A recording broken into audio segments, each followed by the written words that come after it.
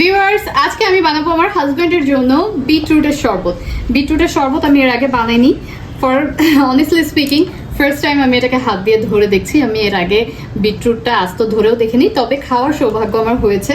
অন্য কেউ আমাকে রেডি করে দিয়েছিল, সেটা আমি খেয়েছিলাম অ্যান্ড আমার কাছে ভালোই লেগেছিল। তো আমি ফার্স্টে এটাকে হচ্ছে পিল করে নিব। পিল করে নেওয়ার পরে এটাকে গ্রেট করতে হবে।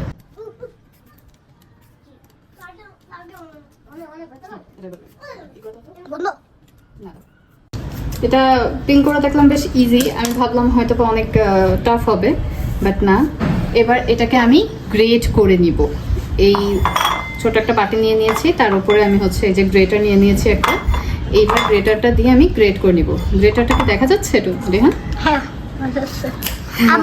আজকের ভিডিওটা কিন্তু আমাকে আমার ছেলে করে দিচ্ছে।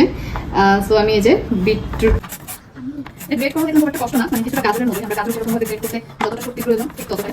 এই পর্যায়ে আমার আর কি একটু মুখে দিয়ে দেখতে মনে চাইতেছে কেমন, কিন্তু আমি আসলে রোজা আছি তাই মুখে দিয়ে দেখতে পারছি না। অবশ্যই আমি আপনাদেরকে টেস্ট জানাবো কেমন হয়েছে।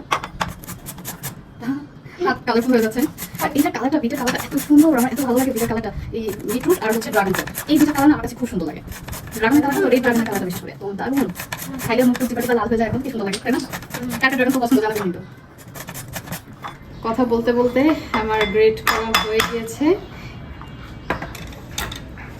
একদম ছোট্ট হয়ে গিয়েছে। এবার এটাকে আমি গ্রাইন্ড করে নেব। বন্ধ করো। এটা নিয়ে নিয়েছি। এবার গ্রাইন্ডারের ভিতরে আমি বিটরুটগুলো ট্রান্সফার করে দিচ্ছি এন্ড এটাকে অল্প পরিমাণে পানি দিয়ে আমি আগে গ্রাইন্ড করে নেব। গ্রাইন্ড করে যখন একটা স্মুথ টেক্সচার চলে আসবে, তখন সেই স্মুথ টেক্সচারের সাথে আমার যতটা পরিমাণে পানি মেশানো প্রয়োজন ততটা পরিমাণে পানি মিশিয়ে দেবো। এটা কিন্তু ছাকার কোনো প্রয়োজন নেই। বন্ধ করো। আমি একটু পানি মিশিয়ে নিচ্ছি।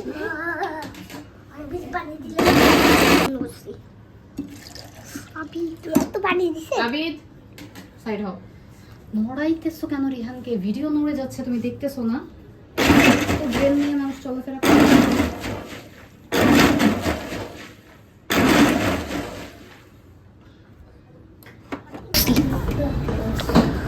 লেমন জুস অ্যাড করবো এবার আমি এর সাথে।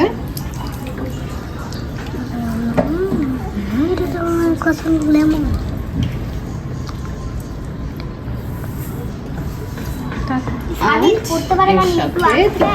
মধু।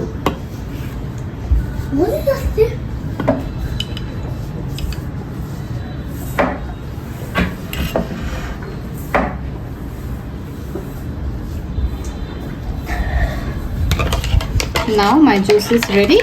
এবার আমি এটাকে সার্ভ করব। বন্ধ করো।